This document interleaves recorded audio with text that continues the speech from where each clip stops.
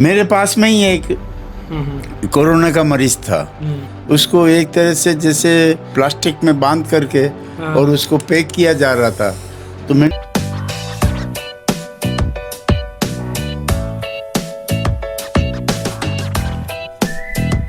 नमस्कार, जय हिंद, वंदे मातरम, इनकलाब जिंदाबाद। मेरा नाम है आत्मज्ञ उपाध्याय और आज हम आपके लिए लेकर आए हैं एक बहुत ही खास वीडियो। कोरोना वायरस ने अपना कहर दिखाना फिर से शुरू कर दिया है। दिन ब दिन केसेस आसमान की ऊंचाइयां छू रहे हैं। ऐसे में आप सभी के मन में कई प्रकार के सवाल होंगे, कई प्रकार के भ्रम होंगे कोरोना से रिलेटेड। उन्हीं भ्रमों को दूर करने, उन्हीं सवालों के जवाब देने मैं आत्मज्ञ उपाध्याय आज आप सबके सामने हाजिर हूँ। हम आपके लिए लेकर आए हैं एक बहुत ही स्पेशल कोरोना वायरस की Q&A वीडियो। इसमें हम आपके कई तरह के सवालों के जवाब देंगे कोरोना से रिलेटेड। तो अब आप सोच रहे होंगे कि मैं कौन होता हूं जवाब देने वाला। तो आपको मैं बता दूं कि मुझे 2 या 3 महीने पहले ही कोरोना वायरस हुआ था और मैं अपने एक्सपीरियंस के बेसिस पे आपको आपके सवालों के जवाब आज देने वाला हूं। इस वीडियो के अंत में मैं आपको एक ऐसे स्पेशल गेस्ट से भी मिलाऊंगा जिन्हें कोरोना वायरस हुआ था, जिनके लंग्स 70% इन्फेक्टेड हो चुके थे, बट उसके बावजूद अपने जज्बे से, अपने हौसले के दम पर उन्होंने कोरोना को मात दी और एक कोरोना योद्धा बनकर उभरे। तो इस वीडियो को अंत तक जरूर देखिएगा। चलिए बिना देरी के इस वीडियो की शुरुआत करते हैं। तो सबसे पहला और सबसे महत्वपूर्ण सवाल, क्या मुझे कोरोना हो सकता है? इस सवाल का जवाब देने से पहले मैं आपको 2 व्यक्तियों से मिलाना चाहूंगा। तो चलिए उन 2 व्यक्तियों से। हाँ हेलो, क्या कोरोना वायरस? अबे कोरोना वायरस कुछ नहीं होता है, सब पागल बनाने के तरीके। अरे तू क्यों डर रहा है भाई? कोरोना लोगों ने केवल हाइप बना रखी, बाकी कोरोना कुछ नहीं होता। अपन हैवी ड्राइवर। हाँ अरे तू टेंशन वेंशन मतलब, मास्क सैनिटाइजर लगाने की जरूरत नहीं है। कोरोना तो कमजोर लोगों को होता है, अपन स्ट्रॉन्ग है, अपनी इम्यून सिस्टम कितना स्ट्रॉन्ग है। तो टेंशन वेंशन मतलब कोरोना कुछ नहीं होता, सब फालतू बातें हैं। चले एक काम कर, 200 रुपए दे और 50 रुपए काट ओवर एक्टिंग के वजह। हेलो भाई, मुझे बहुत डर लग रहा है भाई, यार पता नहीं क्या होगा भाई, मैं बहुत पैनिक करूँ भाई, मुझे कोरोना हो गया तो भाई यार समझ में नहीं आ रहा। कोरोना के केसेस देखे तूने कितने बढ़ते जा रहे हैं भाई, मैं तो लग रहा है मुझे, मैं डिप्रेशन में चले जाऊंगा भाई डर के मारे। भाई मुझे कोरोना हो गया तो क्या होगा भाई, यार समझ भाई, मैं बहुत ज़्यादा पैनिक कर रहा हूँ भाई। तो अभी आप 2 टाइप के लोगों से मिले थे, एक तो थे ये और एक थे ये। तो आपको इनके जैसे लापरवाह भी नहीं बनना है और आपको इनके जैसे डरना भी नहीं है, पैनिक भी नहीं करना है। आपको अपनी पूरी प्रिकॉशंस और पूरी सेफ्टी रखनी है। अगर पूरी प्रिकॉशंस और सेफ्टी रखेंगे तो पक्के से आपको कोरोना नहीं होगा। मुझे पता कैसे पड़ेगा कि मुझे कोरोना है कि नहीं? इसका जवाब बहुत ईजी है। सबसे पहले ये जानना ज़रूरी है कि कोरोना 2 टाइप का होता है, एक तो सिम्टोमेटिक और एक होता है एसिम्टोमेटिक। सिम्टोमेटिक में आपको सिम्टम्स दिखने चालू हो जाते हैं। कोरोना के जो सिम्टम्स होते हैं जैसे खांसी, जुकाम, बुखार, एक्सेट्रा जो भी सिम्टम्स होते हैं आपको दिखना चालू हो जाते हैं। बट एसिम्टोमेटिक में आपको कोई भी सिम्टम नहीं दिखता है, पर फिर भी आप कोरोना पॉजिटिव होते हैं।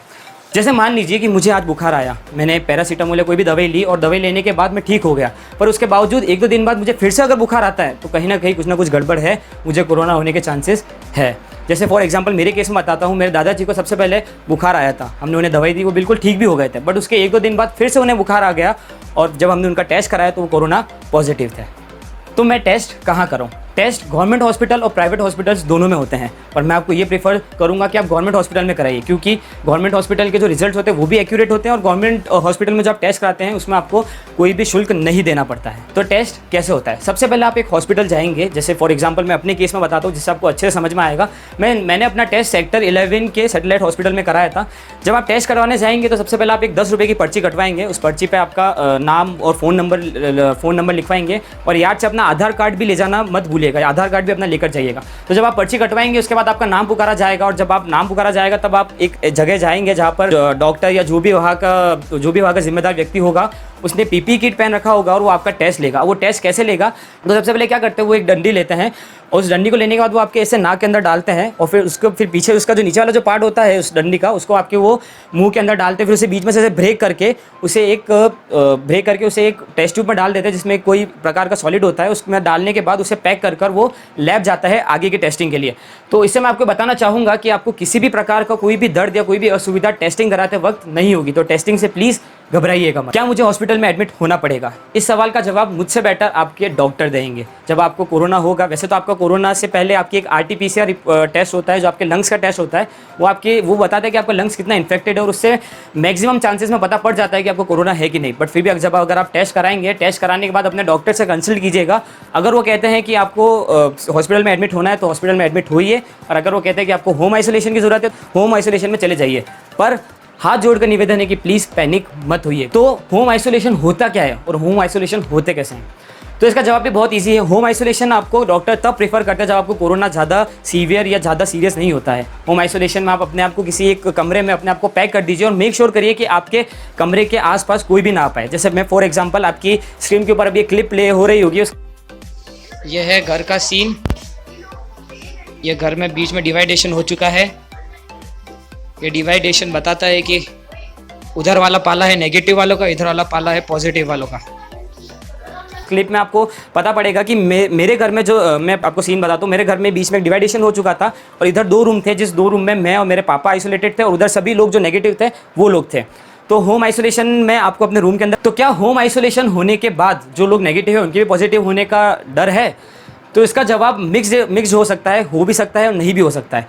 तो कोरोना की रिपोर्ट मुझे कब मिलेगी और कैसे मिलेगी? क्या मुझे हॉस्पिटल जाना पड़ेगा रिपोर्ट लेने? तो इसका जवाब है कि कोरोना की रिपोर्ट जब आप गवर्नमेंट हॉस्पिटल में अपना टेस्ट कराना जाते हैं, तो जब टेस्ट होता है उसके ही अगले दिन, जैसे आपने आज सुबह 10 बजे या 11 बजे टेस्ट कराया, तो उसके अगले दिन सुबह 8 बजे तक रिपोर्ट आ जाती है। अब रिपोर्ट मिलती कैसे है? तो रिपोर्ट के लिए आपके अगले ही दिन आपके सुबह आपने जो नंबर रजिस्टर्ड कराया होता है अपना, उस नंबर पे एक मैसेज आता है। अभी आपकी स्क्रीन के ऊपर एक मैसेज शो हो रहा होगा, ये मेरी कोरोना वायरस की जब रिपोर्ट आई थी उसका मैसेज है। तो आपको ऐसे ही एक मैसेज आता है आपके रजिस्टर्ड मोबाइल नंबर पर। तो कोरोना वायरस की जो मुझे दवाइयाँ मिलेगी ठीक होने के लिए, क्या वो दवाइयाँ मेरे बॉडी पे कुछ उल्टा सीधा असर करेगी?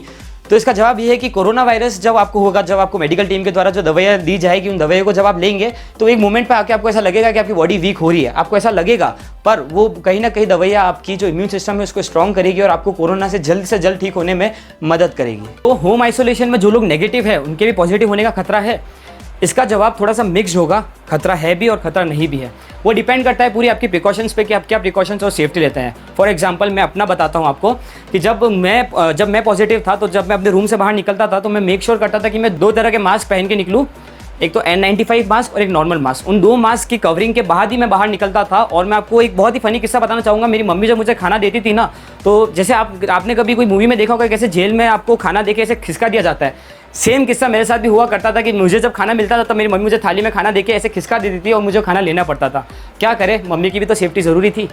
तो अगर आपको कोरोना है तो आपको आपकी डाइट क्या होनी चाहिए? तो इस सवाल का जवाब आपको मैं नहीं दूंगा। इस सवाल का जवाब देने के लिए मेरे साथ एक बहुत ही स्पेशल गेस्ट जुड़े हुए हैं। वो आपको बताएंगे कि कोरोना के टाइम हमें, तो मम्मी आपने हमारे कोरोना के टाइम में भी हमारा पूरा डाइट का ध्यान रखा था, तो जिनको भी कोरोना भी है तो उनको क्या डाइट लेनी चाहिए अभी? सुबह दूध नाश्ता लेना चाहिए, उसके बाद दिन में 3 बार नींबू पानी लेना चाहिए, नारियल पानी लेना चाहिए और विटामिन सी से युक्त लेना चाहिए, मौसमी जूस वगैरह, और गर्म खाना खाना चाहिए, गर्म पानी पीना चाहिए और काढ़ा पीना चाहिए और गरारे करने चाहिए। आयुष्मान काढ़ा लेना चाहिए और गर्म पानी से गरारे करने चाहिए 3 बार, और दोनों टाइम सुबह और शाम दोनों टाइम दूध लेना चाहिए। ठीक है, थैंक यू सो मच। तो अक्सर लोगों के दिमाग में सवाल होता है कि अगर हम कोरोना पॉजिटिव आ गए तो हमारे हमको हॉस्पिटल में बेड मिलेंगे या नहीं मिलेंगे, या मिल भी गए अगर तो हमारा खर्चा कितना होगा? तो इसका जवाब देने के लिए भी मेरे साथ एक और स्पेशल गेस्ट जुड़े हैं, वो है मेरे पापा। ये आपको ये भी बताएंगे कि कोरोना क्या है। आइए बताइए कि क्या है कोरोना क्या है? ये प्रश्न उन लोगों से पूछना चाहिए जिनके ऊपर बीत चुकी है। आम आदमी इस व्यवस्था में रहता है कि कोरोना कुछ नहीं है, मगर जिन लोगों ने इसको भोगा है, जिन लोगों ने इसको सहन किया है, उनसे पूछना चाहिए। एक छोटा सा प्रश्न है कि आज अगर किसी फैमिली में कोरोना हो जाता है तो उसके लिए सबसे बड़ा एक यक्ष प्रश्न आता है कि मैं क्या करूं? अगर गवर्नमेंट हॉस्पिटल में जाऊंगा तो शायद मैं ज़िंदा नहीं बचूंगा, और प्राइवेट हॉस्पिटल में अगर मैं जाऊंगा तो आर्थिक स्थिति मेरी अलाउ कर रही है, कितना खर्चा आएगा? तो इस स्थिति में जिन लोगों ने इसको सहन किया है उनसे पूछना चाहिए कोरोना क्या है। तो मैं जैसे कि मैंने आपको बताया था, मेरे दादाजी को भी कोरोना हुआ था और वो बहुत सीवियर था। तो उस समय आपके दिमाग में मतलब क्या चल रहा था आपके, और आपका कितना खर्चा आया था, और आपको बेड मिला था कि नहीं मिला था हॉस्पिटल में? मेरे पिताजी को जिस समय कोरोना हुआ था उस समय सबसे पहला प्रश्न मेरे सामने यह आया था कि मैं इन्हें कहाँ लेकर जाऊँ। गवर्नमेंट हॉस्पिटल में ले जाने की, हालांकि गवर्नमेंट ने बहुत अच्छा काम किया है, पर वहाँ की जो व्यवस्था है उन व्यवस्थाओं में मन नहीं माना। तो सबसे पहले मैं उनको अपने जो भी पर्सनल अप्रोच थी उससे मैं में लेके गया। तो आधा घंटे में वहाँ से ये कह दिया गया कि यहाँ बेड खाली नहीं है, जबकि ऑनलाइन बेड खाली शो हो रहे थे। ने इनकार कर दिया। हालांकि 1 घंटे बाद इन्हीं हॉस्पिटल से मेरे पास वापस कॉल आए कि सर हमारा पैकेज ये रहेगा, पर डे का पैकेज ये रहेगा। हमें ये बताइए कि जब आपका टोटल कुल मिला के खर्चा कितने के लमसम आया था, या जो लोग ये सोच रहे हैं कि अभी हमें कोरोना हो गया तो हमारा आर्थिक हम रह पाएंगे कि नहीं रह पाएंगे, तो उस बारे में अपने बताइए कि आर्थिक खर्चे में तो ये है कि अलग अलग हॉस्पिटल्स की अलग अलग इनके पर डे के पैकेजेस हैं। जैसे हॉस्पिटल का पैकेज जो मेरे पास आया था वो 20-22 हज़ार रुपये पर डे, चाहे वो क्या कर रहे हैं क्या नहीं कर रहे हैं उसका अपने को कोई अपडेशन नहीं है, लेकिन 20-22 हज़ार का था। हॉस्पिटल का 25 से 27 हज़ार का था, लेकिन मैंने मेरे पिताजी का इलाज चौधरी हॉस्पिटल में करवाया। उन्होंने मुझे 18 से 20 हज़ार का पैकेज दिया। 9 दिन एडमिट ये रहे, उसमें करीब 1,70,000 80 हज़ार के आसपास का खर्चा आया उसमें। धन्यवाद। तो जैसा कि मैंने आपको कहा था, इस वीडियो के अंत में मैं आपको एक ऐसे व्यक्ति से मिलाऊंगा जो कोरोना, जिनको बहुत सीरियस कोरोना हुआ था, जिनका लंग्स काफ़ी इन्फेक्ट हो चुका था, बट उन्होंने अपने हौसले के दम पे कोरोना को मात दी और एक कोरोना वॉरियर बनकर उभरे थे। तो मैं उनका स्वागत करना चाहूँगा। आइए, ये है मेरे दादाजी। इनको बहुत सीरियस कोरोना हुआ था, बट फिर भी ये कोरोना से लड़कर कोरोना वॉरियर बनकर उभरे थे। तो दादाजी, सबसे पहले हमें बताइए कि आपकी पूरी कोरोना की जो जर्नी थी उसे डिस्क्राइब करिए हमारे सामने। ऐसा है कि जिस समय मुझे कोरोना हुआ था, उससे पहले मुझे कुछ सर्दी जुकाम बुखार ये सारी प्रक्रियाएं उसकी चली, परंतु क्योंकि मुझे सर्दी की मौसम के अंदर इस प्रकार का हो जाता था तो मैंने उसके ऊपर ज़्यादा गौर नहीं किया। परंतु जब ज़्यादा सीरियस हो गया था तो सीरियस में मेरी यह स्थिति हो गई थी कि मैं जब बैठता था तो मुझे एक तरह का बेहोशी की स्थिति मुझे महसूस होती थी।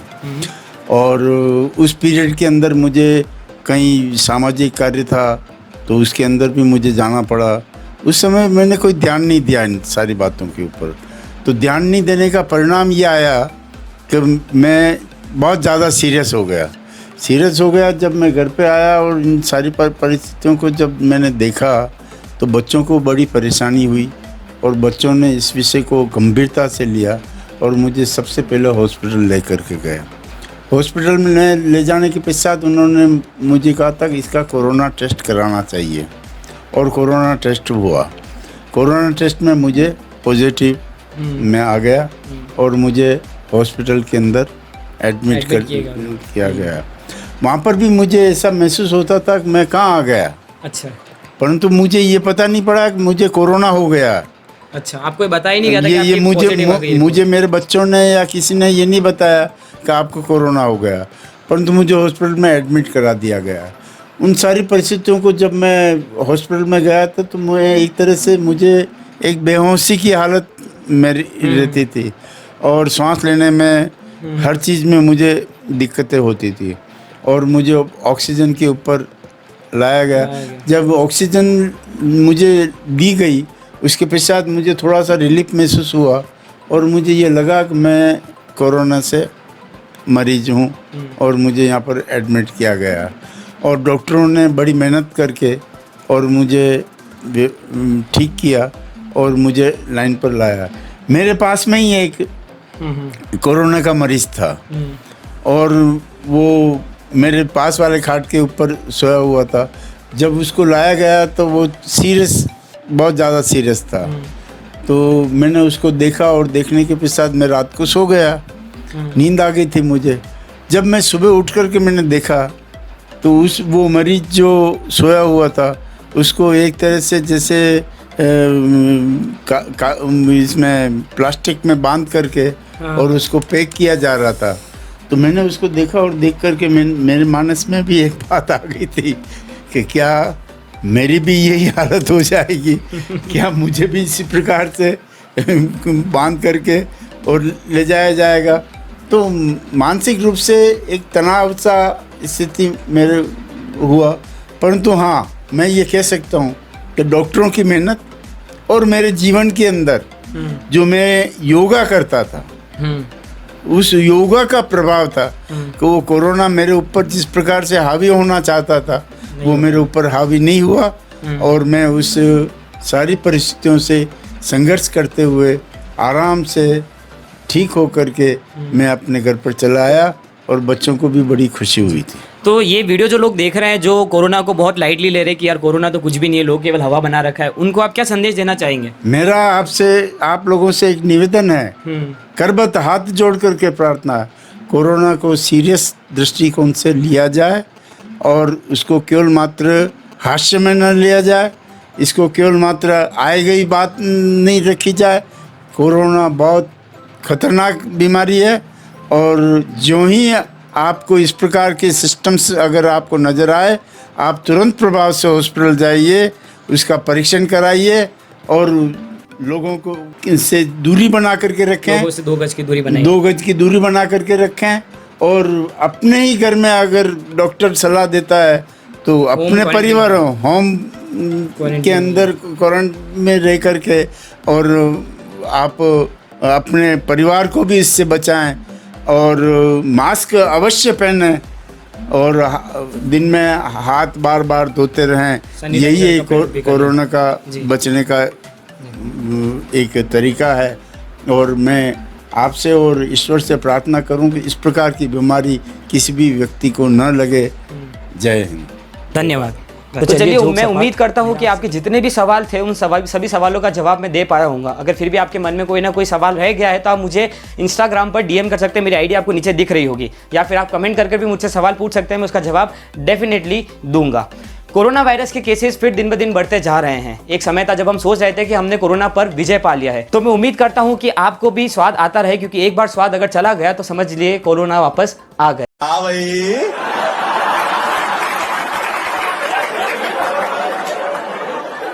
कैसी लगी आगे स्वाद?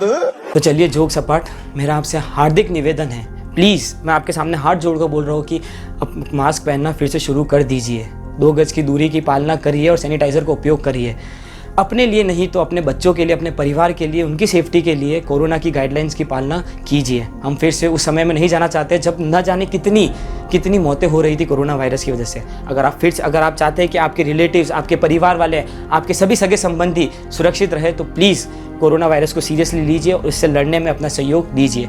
इस वीडियो के अंत में हमारे उदयपुर के माननीय एसपी श्री राजीव पचाड़ जी ने बहुत ही अच्छी बात कही थी, उसको मैं फिर से प्ले करूंगा इस वीडियो के अंत में उसे भी ज़रूर देखिएगा। और जाते जाते बस इतना ही कहना चाहूँगा, इस वीडियो को जितना हो सके अपने दोस्तों के साथ शेयर कीजिए। मैं आत्मा उपाध्याय आपसे अलविदा लेता हूँ, फिर एक नई वीडियो के साथ आपके सामने मौजूद होऊंगा। और अगर आप सोच रहे हैं इस वीडियो में कि मैंने अभी तक मास्क नहीं पहना इस पूरी वीडियो में, तो आपको बताना चाहूँगा कि ये पूरी वीडियो मैंने अपने घर में एक सेफ और सिक्योर एनवायरनमेंट में शूट करी थी। मुझे भी डर है कोरोना से, हाथ जोड़कर निवेदन है कि आप भी कोरोना से डरिए। धन्यवाद। जय हिंद, वंदे मातरम, इनकलाब जिंदाबाद। देखिए, दूसरी लहर की एक संकेत आने लग गया है। कोविड के केस पूरे देश में और प्रदेश में बढ़ने लग गए हैं। उदयपुर भी उससे अछूता नहीं है। मेरी सभी से अपील है कि जो भी राज्य सरकार की गाइडलाइंस है उनका सख्ती से पालन करें। छोटे बच्चे से लेकर बुजुर्ग तक, व्यापारी से लेकर जनप्रतिनिधि तक, हर नागरिक का एक कर्तव्य है कि हम इस लड़ाई को, जैसे पीछे लड़ते आए हैं, पूरे विश्व में बड़े सक्सेसफुल मॉडल रहा है इंडिया का इस लड़ाई का, उस प्रोटोकॉल्स को फॉलो करके और दोबारा इसको हम मात दें।